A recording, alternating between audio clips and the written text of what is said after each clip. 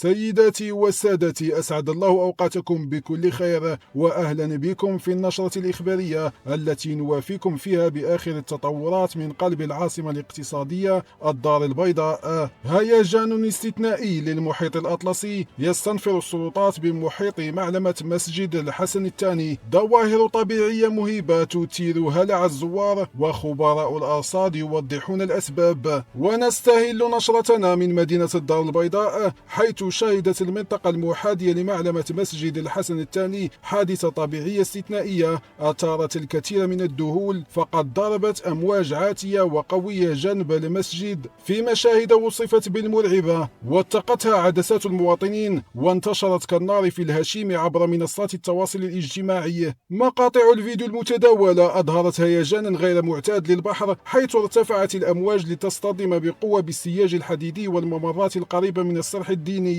هذا الارتطام تسبب في تطاير المياه لمسافات بعيدة، مما بث حالة من الخوف والهلع في نفوس الزوار الذين صادف وجودهم بعين المكان. ومعلوم أن مسجد الحسن الثاني الذي يعد فخرا للعمارة المغربية والإسلامية يتميز بموقعه الفريد فوق مياه المحيط، ما يجعله عرضة لتقلبات الطبيعة خاصة في فترات الاضطرابات الجوية. وفي قراءتهم للواقعة أكد مختصون في الأرصاد الجوية أن هذه الظاهرة تعود لاضطراب قوي في الأحوال الجوية تزامن مع رياح عاتية وارتفاع في علو الموج، وهي عوامل طبيعية قد تتكرر خلال فصل الشتاء. وعلى المستوى الميداني، طمأنت مصادر محلية الرأي العام بعدم تسجيل أي خسائر بشرية، مقتصرة الأضرار على بعض التجهيزات الخارجية، وقد تدخلت السلطات المختصة فورا لتطويق المكان ومنع الاقتراب حفاظا على سلامة المواطنين. الحادثة أعادت للواجهة ضرورة توخي الحيطة والحذر واحترام تعليمات السلامة بالمناطق الساحلية، ليبقى مسجد الحسن الثاني شامخا في وجه الأمواج، رمزا للروحانية وشاهدا على صمود العمارة المغربية أمام قسوة الطبيعة. شكرا لكم على كرم المتابعة، وإلى اللقاء في موعد إخباري قادم بحول الله.